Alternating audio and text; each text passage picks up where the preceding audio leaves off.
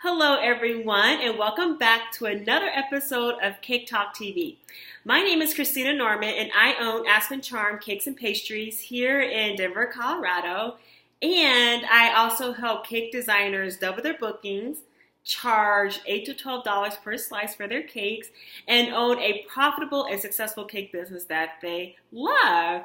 And in today's episode, we're going to be talking about the follow-up process with the brides that you have conducted a cake consultation with, and if they did not book with you.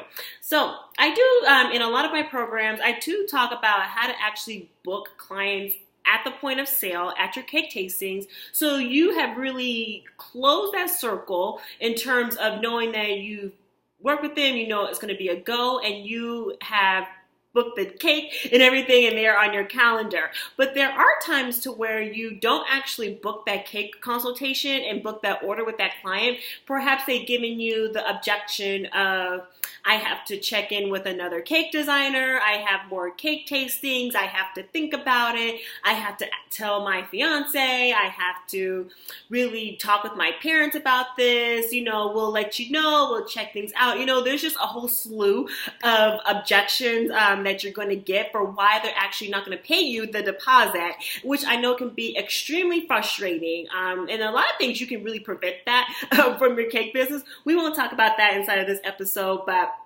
we're going to be talking about the follow-up process, because you can still book the sale with that client. It's not going to be a done deal to where you're not going to book with them. You can still really book that client. And this is what's really I'm going to share with you what has helped for me with my cake business. So one thing that you really need to do and be very clear on with that client is if they're not going to, let's back up. One thing that you need to do is you need to ask for the sale at your cake tastings.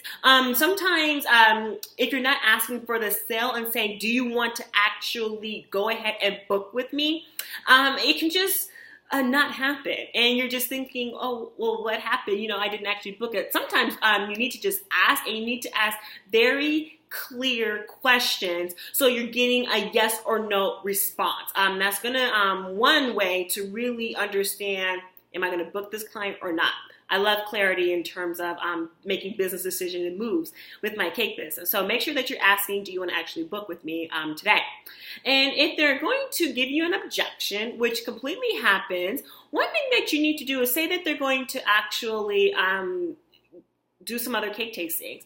You need to say, okay, great. When is going to be the day you plan on making the decision to book your cake? And then allow them to give them the response. So then you can then ask, perfect, I'm going to follow up with you within a week so then we can go ahead and get you on the calendar. So then we can move forward. So one thing that I like to do is I like to ask very clear questions, so then I know what my follow-up process is going to be and when I should actually follow up with them. Is it going to be a week, 2 weeks, 3 weeks, a month? I'm very clear on what that's actually going to look like in terms of when they're going to make that decision. And a lot of times when people don't really know when, but when you ask them, they're going to know when they're actually going to make that decision. And you would like to know that as well. Just have the confidence to ask the questions that you need to ask. So then it's not going to be something to where you really don't know what those questions and answers are going to be for your cake business. And one thing that I want to point out from my last step is going to be to assume the sale. A lot of times, we can be, cake designers can just be not confident. We're not sure if they're actually going to book with us. And one thing that have really worked is going to be assuming the sale and knowing that you're actually going to book the client, not now, but it's going to be later. That confidence is really going to seal the deal in terms of really manifesting that cake order on your calendar. You know it's going to happen. You know you're going to actually slot that off. And so then you're going to know that you're going to have another cake order for your business. But ask the bride clear instructional questions in terms of when you plan on making a decision. Can I reach out to you within a week so we can move forward? And then also let them know if it's the truth. If you do only have one more spot left on that weekend, let them know that. So then they're able to really understand you're filling up with your business and that you do need to know so then you're able to add them onto your calendar. I found that you do need to be honest with this. If you're going to use this as a closing tactic that is inauthentic, a lot of times some people really do read through that, and then it really feels that you're desperate for that cake order, which is something that I know you do not want for your cake business. And so a lot of times, lastly, is you need to really just remove yourself from the end result and not obsess over it anymore. And just continue on with your cake business, continue on with your day, and expect that order, but just let it go. Don't really obsess or worry about it. If you're really meant to work with that client, really accept that. And if you're not, then be okay with that as well. Just really be easy about the clients that you're booking and don't be too obsessed over it as well.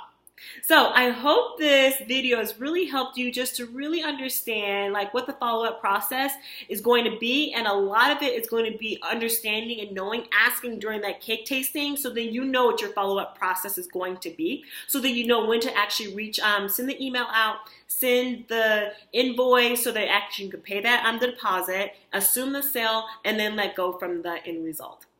I have a free resource for you that I know you're going to really love for your cake business that's really going to help you to double your cake orders and really start to grow your cake business in terms of making more money and actually filling your cake calendar.